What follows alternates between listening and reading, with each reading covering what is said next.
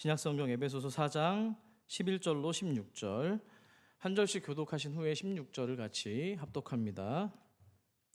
11절입니다. 그가 어떤 사람은 사도로, 어떤 사람은 선지자로, 어떤 사람은 복음 전하는 자로, 어떤 사람은 목사와 교사로 삼으셨으니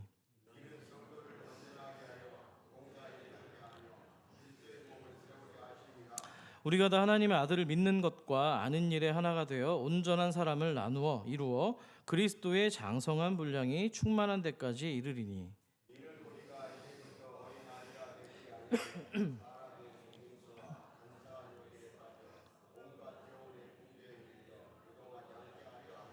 오직 사랑 안에서 참된 것을 하여 범사에 그에게까지 자랄지라. 그는 머리니 곧 그리스도라. 그에게서 온몸이 각 마디를 통하여 도움을 받음으로 연결되고 결합되어 각 지체의 분량대로 역사하여 그 몸을 자라게 하며 사랑 안에서 스스로를 세우느니라. 아멘. 자, 오늘 말씀은 미술관 이야기 하나로 시작하겠습니다. 이탈리아의 피렌체에 가면은 작은 미술관 하나가 있습니다. 아카데미아 미술관이라고 하는데요. 이곳에 또 우리 이탈리아에서 지금 조각 일을 하고 있는 우리 준호 형제도 있는데요. 자, 이 피렌체를 찾는 관광객들 대다수는 이 박물관 복도 끝에 있는 작품 하나를 보기 위해서 발걸음을 재촉합니다. 그 작품은 바로 미켈란젤로의 대표작인 다비드상인데요. 한번 화면을 보여주실까요? 다비드상은 누굴까요? 다윗입니다. 제가 하반신은 서로가 불편할 것 같아서 제가 잘랐는데요. 다비드상입니다. 자, 이 작품의 특징은 인간의 육체가 지닌 아름다움과 놀라운 비율과 균형, 그리고 내면의 힘을 또 이 근육과 안면, 얼굴을 통해서 생생하게 표현했다는 겁니다. 특히 다윗의 눈빛을 바라보시면 거대한 골리앗과의 싸움에서도 흔들리지 않았던 용기와 결단을 고스란히 느껴볼 수가 있고요. 미켈란젤로는 바로 그 눈빛과 그의 자세 속에서 당시 르네상스 시대가 꿈꾸던 인간의 존엄과 아름다움을 깊이 새겨 넣었습니다. 그래서 관광객들은 저 작품을 보고 있노라면 마치 완성된 인간의 한 모습을 보는 것 같다고 이야기하곤 합니다. 그런데 이상하게도 많은 관람객들이 이 미술관의 메인 작품인 다비드 조각상에 도착하기 전에 복도 한가운데서 걸음을 멈추게 된다는 겁니다. 왜냐하면 양쪽 벽에 서 있는 또 다른 조각품들이 묘하게 마음을 붙들기 때문인데요. 화면을 보실까요? 저기 보시면은 센터에 다비드상이 전체상이 보일 거예요. 중요한 건 잘 안 보입니다. 그래서 옆에 저기까지 가기 전에 지금 옆에 있는 조각품들 앞에서 먼저 관람객들이 서게 된다는 거예요. 자, 이 조각품들 역시 마찬가지로 누구의 작품일까요? 미켈란젤로의 작품입니다. 이름하여 미완의 노예들 혹은 갇힌 자들, 또 이탈리아어로 프리조니라고 불리는 조각상들입니다. 근데 이 작품들을 좀 보고 있노라면 화면을 넘겨주실까요? 옆에 있는 작품들이 저런 거예요. 자세히 보시면 뭔가 완성된 그림이 아닙니다. 마치 눈앞에서 하나님의 창조가 아직 끝나지 않은 채 계속 이어지고 있는 느낌을 받습니다. 대리석 안에는요, 막 빠져나오려는 사람의 형체가 보이지 않습니까? 어떤 조각은 가슴은 나왔는데 다리는 여전히 돌 안에 갇혀 있고요. 또 어떤 작품은 얼굴은 드러났는데 표정은 아직 완전하게 빚어지지 않은 듯 멈춰 서 있습니다. 그래서 이 작품들을 보고 있노라면 미완성된 인간을 보고 있는 겁니다. 마치 돌 안에서 나오고 싶어서 막 몸부림은 치고 있는데 아직 다 빠져나오지 못한 갇혀있는 존재의 긴장감이 느껴지기 때문입니다. 그러니까 뭔가 형상이 지금 만들어지고 있기는 한데 아직 완성되지 않은 그 중간 어딘가에 있는 우리들의 영혼의 모습을 떠올리게 된다는 것이죠. 그래서 흥미로운 사실 한 가지는 이탈리아 피렌체 사람들은 이 박물관의 복도를 가리켜서 완성으로 걸어가는 길이라고 이름하여 부르는 겁니다. 한번 따라해 볼까요? 완성으로 걸어가는 길. 자, 왜냐하면은 이 미완성의 조각들을 지나야만 비로소 복도 끝에 있는 완성된 인간 다비드 조각상에 도착할 수 있기 때문입니다. 누가 배치를 했는지, 이런 맥락을 알고 배치를 했는지는 모르지만 참 대단하다는 생각이 듭니다. 자, 그러니까 미완성에서부터 완성이라고 하는 한 방향의 서사 속에서 두 작품이 같이 함께 서 있다는 거예요. 자, 그래서 어떤 미술 평론가는 말합니다. 이 미완성의 노예들은 갇혀 있는 인간의 상태를 보여주고 다비드상은 자유로운 한 인간의 목적지를 나타낸다고 말합니다. 자, 이 말은 우리들의 신앙과도 정확히 들어맞습니다. 하나님께서 우리를 창조하실 때 아이고 보시기에 심히 좋았더라 하실 만큼 완벽했습니다. 하지만 타락 이후에 우리는 그 하나님의 완전한 형상을 잃어버렸고요. 지금은 바로 그 형상을 회복해가는 여정 가운데 있는 존재가 되었다는 사실입니다. 그래서 우리의 인생은 언제나 이렇게 미완성의 자리를 끌어안고 살아갑니다. 여전히 돌 속에 남아있는 부분이 있고 형체는 시작되었지만 아직 완성되지 않은 부분이 남아있다는 겁니다. 어떤 날은 믿음이 되게 깊어 보이는데 다음 날이 되면 언제 그랬냐는 듯이 어린아이처럼 쉽게 세파에 흔들릴 때도 있는 겁니다. 하지만 하나님께서는 우리들의 그런 미완성의 상태를 뭔가 부끄러워하시거나 실망하지 않으신다는 거예요. 오히려 그 자리에서부터 천천히 우리를 빚어가시기 때문입니다. 자, 그래서 작가였던 이 미켈란젤로는 작품들을 설명할 때 이렇게 말합니다. 아까 미완의 작품들을 보면서 나는 돌 속에 이미 들어있는 형상을 바라보면서 그 형상이 자유로워질 때까지 불필요한 것들을 깎아내고 있을 뿐이다 라고 이야기합니다. 정말 멋지지 않습니까? 넌 너무나 멋있는 말 같았어요. 사랑하는 성도 여러분, 하나님도 마찬가지입니다. 그분은 우리 안에 있는, 저와 여러분 안에 있는 그리스도의 형상을 이미 바라보시기 때문입니다. 그러니까 버리거나 포기하지 않아요. 아니, 포기하지 않는 게 아니라 포기할 수가 없는 겁니다. 오히려 저와 여러분의 크고 작은 그 삶의 순간들 속에서 불필요한 것들을 걷어내 주시고 또 죄와 연약함에 가려졌던 그 하나님의 형상을 다시 드러내도록 다듬어 가시기 때문입니다. 그런 측면에서 본다면 방금 살펴봤던 두 작품 미완의 노예들과 다비드상은 서로 동떨어진 별개의 조각품이 아닌 것처럼 느껴집니다. 이 둘은 마치 사람이 어떻게 완성을 향해서 나아가는지를 한 걸음씩 보여주는 점진적인 이야기이기 때문입니다. 돌 속에 갇혀 있는 존재가 어둠 속에서 몸부림치던 그 형체가 이제 아주 광채가 빛나는 빛 안에서 본래의 형상을 찾아가는 한 줄기 서사의 역사가 담겨 있기 때문입니다. 바로 이 지점에서 우리는 이런 질문을 할 수 있습니다. 자, 그렇다면 하나님은 우리를 어떻게 완성품으로 빚어가실까? 그리고 그 여정에서 누구를 통해서 또 무엇을 통해서 다듬어 가실까 하는 것입니다. 자, 바로 그 물음표에서 오늘 본문 말씀은 우리에게 아주 길을 밝혀주고 있다는 겁니다. 이제 조금 전 미술관에서 바라보던 그 조각의 장면을 여러분들은 마음에 좀 담아두신 채 하나님께서 실제로 우리를 어떻게 빚어가고 있는지 그 작업의 현장 말씀 앞으로 걸어가 보도록 하겠습니다. 본문 11절 말씀을 화면을 통해서 여러분 한번 읽어주시기 바랍니다. 시작.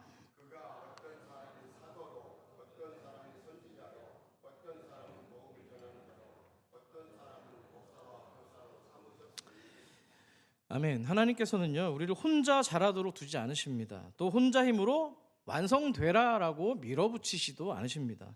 우리 안에 남아있는 미완의 돌들, 아직 드러나지 않은 형상의 조각들을 누군가의 손길을 통해서 또 교회 공동체를 통해서 그리스도의 몸을 통해서 깎아내고 빚어가고 있다는 겁니다. 자, 그래서 신앙은 홀로 완성되는 작품이 아닌 거예요. 함께 만들어지는 작품인 줄 믿습니다. 자, 그러면 여기서도 질문이 생깁니다.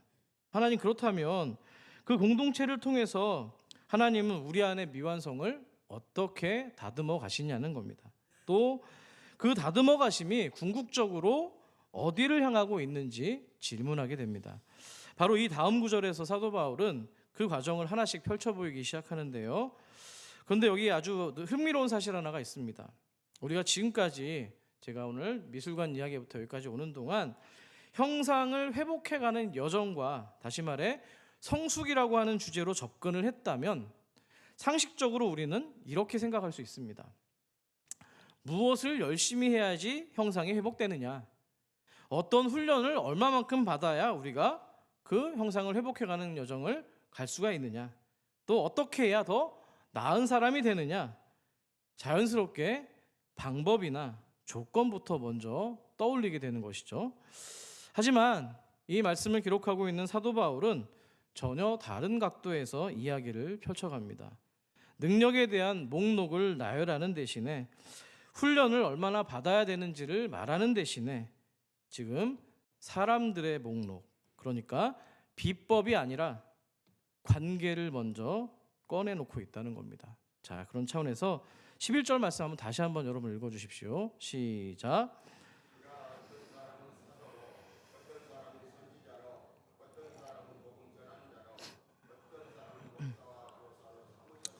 아멘. 눈에 띄는 점은요, 사도 바울이 우리가 성숙하고 완성되어 가는 길을 설명하면서 해야 될 어떤 비법이나 일을 말하고 있는 대신에 먼저 우리에게, 저와 여러분에게 보내신 사람들을 강조하고 있다는 거예요.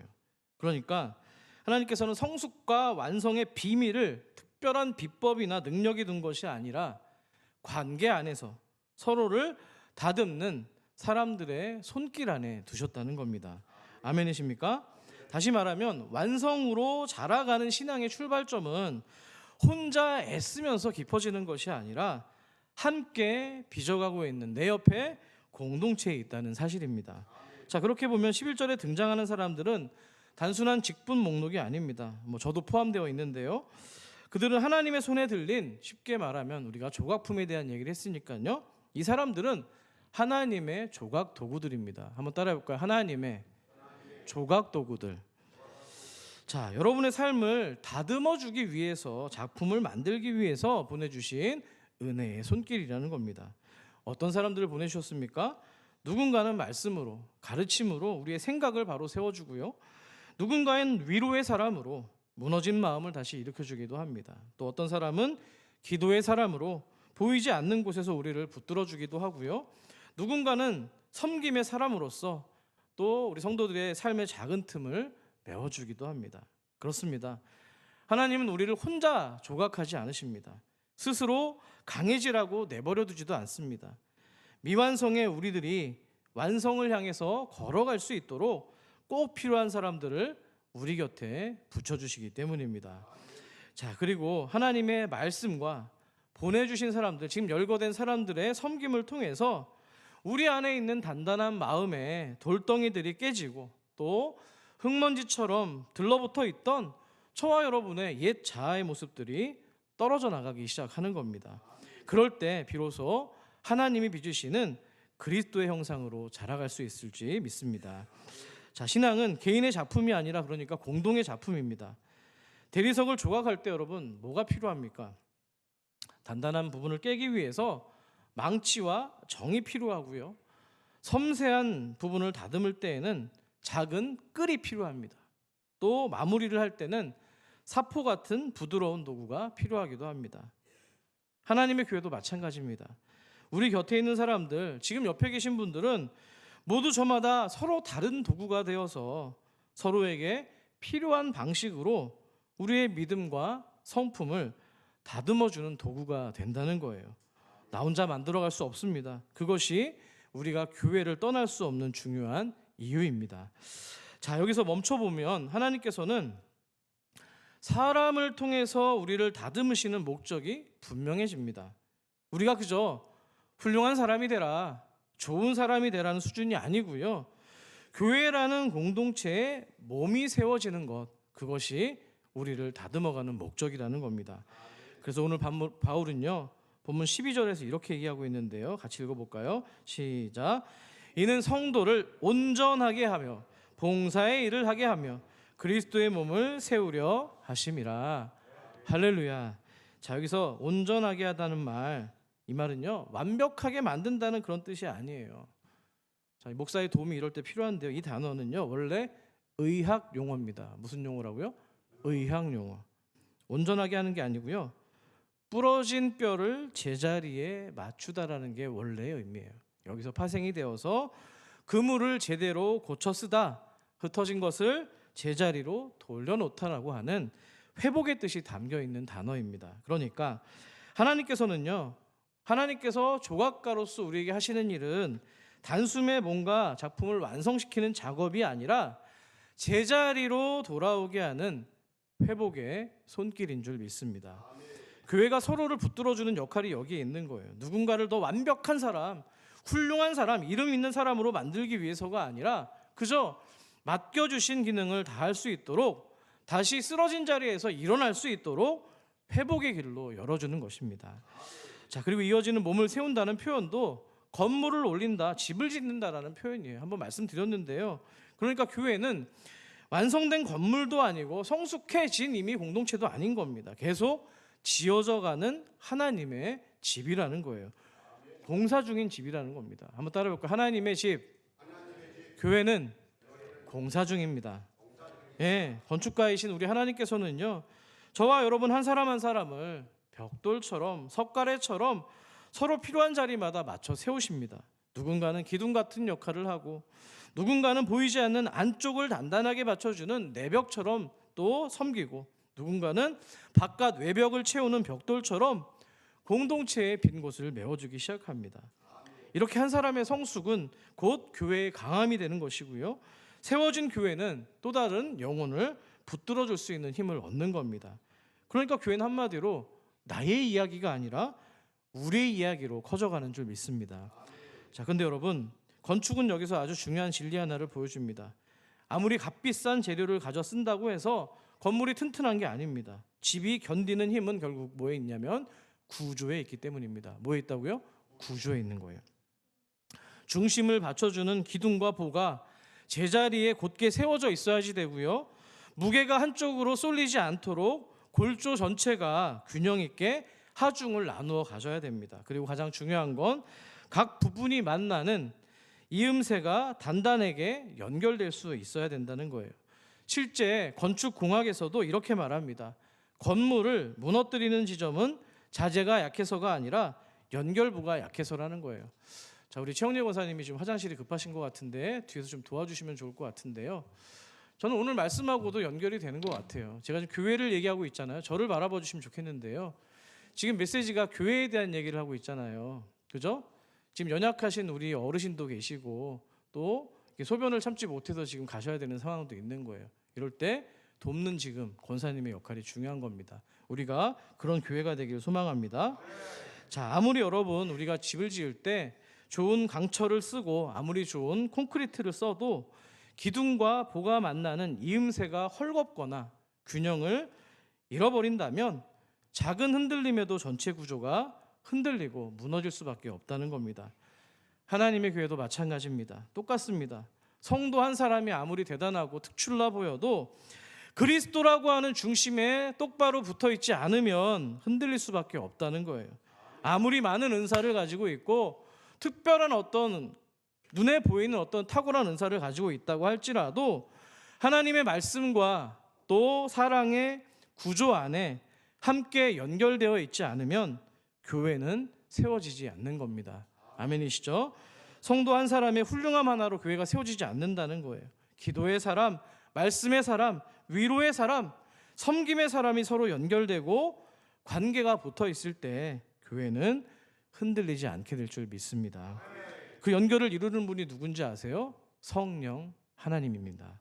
자, 그래서 고린도전서 12장 13절, 화면은 없습니다만 제가 읽어드리죠. 우리가 유대인이나 헬라인이나 종이나 자유인이나 다 한 성령으로 세례를 받아 한 몸이 되었고 또 다 한 성령을 마시게 하셨느니라. 아멘. 결국 교회가 세워지는 힘은 눈에 보이는 성공이나 프로그램이 아니고요, 성령께서 우리를 하나로 묶으시는 은혜인 줄 믿습니다. 그러므로 성장은 얼마나 완벽해졌는가의 문제가 아니라 어디를 향해 자라고 있는가의 문제입니다. 바울은 오늘 본문 13절에서 그 방향을 분명하게 말하고 있습니다. 우리 에베소서 4장 13절을 한 목소리로 읽어주십시오. 시작.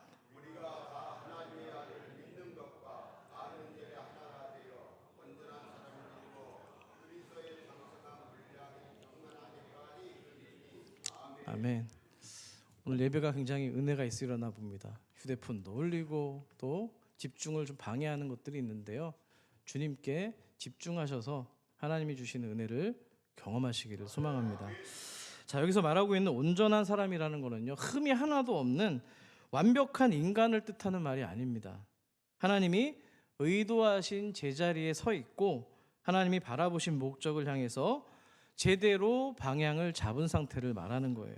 그러니까 성숙함은, 온전함은 단순한 성격의 변화도 아니고요, 어떤 의지의 강함도 아니고요, 종교적 훈련의 누적도 아니라는 겁니다. 성숙의 본질은 방향성입니다. 뭐라고요? 방향성입니다. 내가 누구를 향해서 자라고 있는가? 교회가 무엇에 빚어지고 있는가? 어떤 힘으로 서가고 있는가? 그 방향은 언제나 단 하나, 그리스도의 장성한 분량인 줄 믿습니다. 다시 말해 예수님을 닮아가는 자리라는 건데요, 성경은 이 변화를 오래전 한 선지자를 통해서 보여주신 적이 있습니다. 에스겔 37장의 마른 뼈 골짜기인데요, 구약성경 에스겔 37장을 보시면 하나님은 마른 뼈들로 가득한 골짜기 한복판에서 에스겔에게 이렇게 질문합니다. 인자야, 이 뼈들이 능히 살겠느냐라고 물어보시는데요, 자, 물론 그 뼈들은 생명이 없습니다. 흩어졌습니다. 구조도 무너져 있고요, 연결도 끊어져 있습니다. 형상도 사라진 상태였어요. 그런데 하나님이 무엇을 보여주십니까?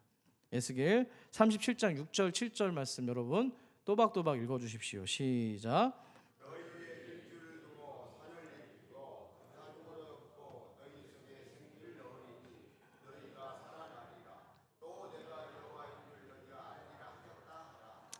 이에 내가 명령을 따라 대언하니 대언할 때 소리가 나고 움직이며 이 뼈 저 뼈가 들어맞아 뼈들이 서로 연결되더라.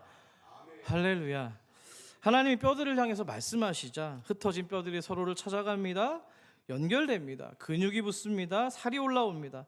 마침내 생기가 들어가니까 군대가 되어서 완전한 회복이 이루어졌다는 거예요.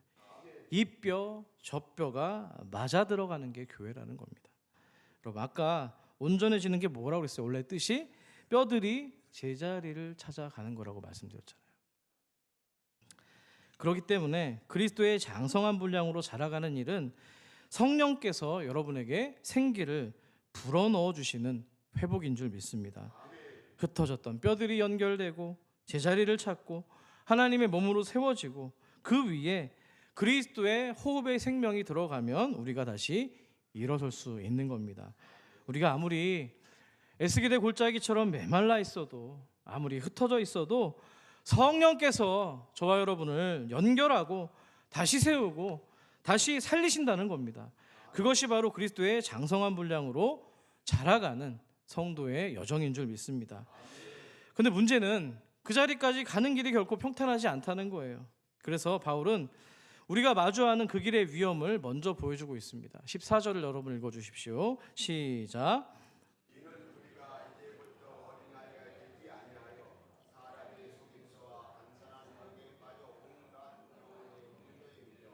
요동하지 않게 하려 함이라. 아멘. 요동한다는 말은요, 파도에 휩쓸려서 이리저리 떠밀려 간다는 의미입니다. 기준이 없어요. 끌려다닙니다. 무엇이 옳은지 몰라서 더 세고 더 자극적인 것들을 추구하면서 거기에 휩쓸려 버린 상태가 바로 요동한다는 의미입니다. 성경은 이 장면을 야고보서에서도 보여주고 있는데요, 6절을 보면요, 오직 믿음으로 구하고 조금도 의심하지 말라. 의심하는 자는 마치 바람에 밀려 요동하는 바다 물결 같으니 이런 사람은 무엇이든지 쉽게 얻기를 생각하지 말라. 아멘. 바다가 어떻게 됩니까? 늘 출렁입니다. 멀리서 보면은 커다란 한 물결처럼 보여도 가까이 가면은 어마어마한 그런 파도에 배가 흔들리기 시작합니다. 방향이 없으면 파도가 우리 인도자가 되는 거예요. 중심이 없으면 우리의 흔들림이 우리의 선택을 대신하게 되는 겁니다.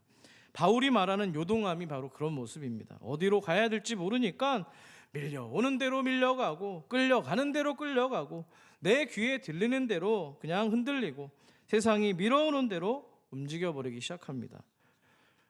오늘 우리가 살고 있는 시대가 마찬가지 아닙니까? 들리는 말마다 그럴싸합니다. 눈앞에 보여지는 정보마다 다 옳은 것 같습니다. 진리 같아요. 인기 있는 사람의 말들이 꼭 다 맞는 말처럼 들립니다. 그래서 작은 세파의 바람만 불어도 마음이 요동하고요. 누군가 좀 심한 말만 하면 그 한마디에 신앙이 흔들리기 시작합니다. 다시 없는 배처럼 중심을 잃어버린 채 흔들리는 모습이 오늘 이 시대의 영적 현실이라는 사실입니다. 자, 그러면 어떻게 흔들리지 않을 수 있을까요? 바울은 그 답을 본문 15절에서 밝혀주고 있는데요. 제가 읽어드리죠.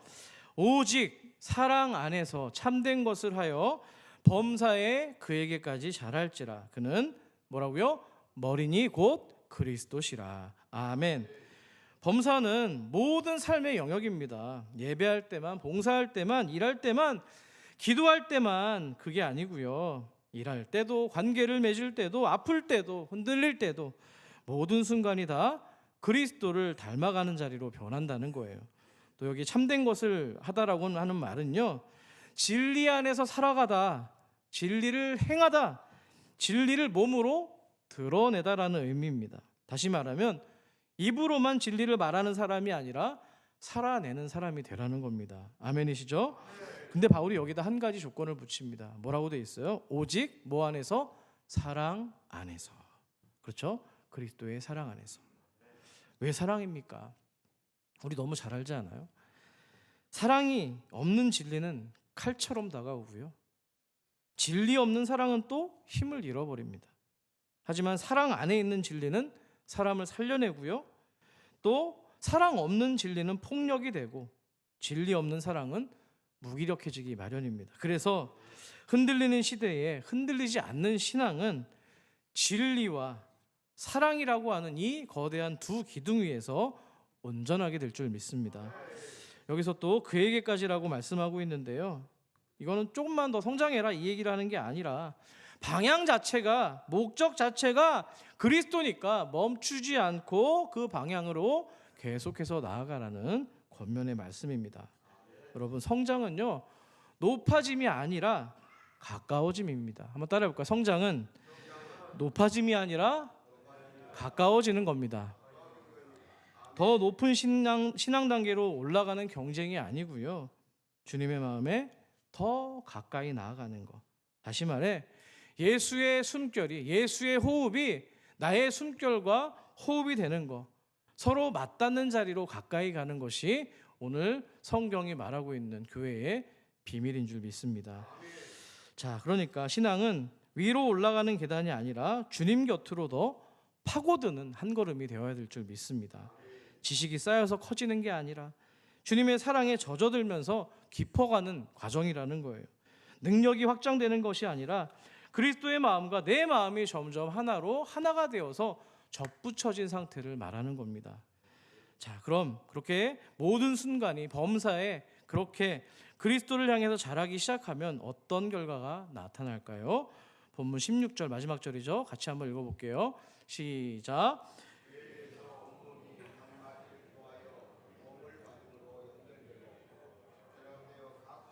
분량대로 역사하여 그 몸을 자라게 하며 사랑 안에서 스스로 세우느니라. 아멘. 바울은요, 교회가 자라가는 힘을 어떤 한 사람이 얼마나 뛰어나느냐, 잘해내느냐에서 찾지 않습니다. 오히려 각 지체에게 자기 분량만큼 주어진 것에 대해서 성실하게 움직이고 또 옆과 지체들에게 서로 잘 연결될 때 비로소 교회가 세워진다고 말하고 있습니다. 자, 이 그림을 아주 단순하게 보여주고 있는 성경, 구약 성경의 그림이 있는데요. 마지막으로 하나만 좀 같이 읽어볼게요. 느헤미야 3장 28절로 31절입니다. 같이 한번 읽어볼게요. 시작.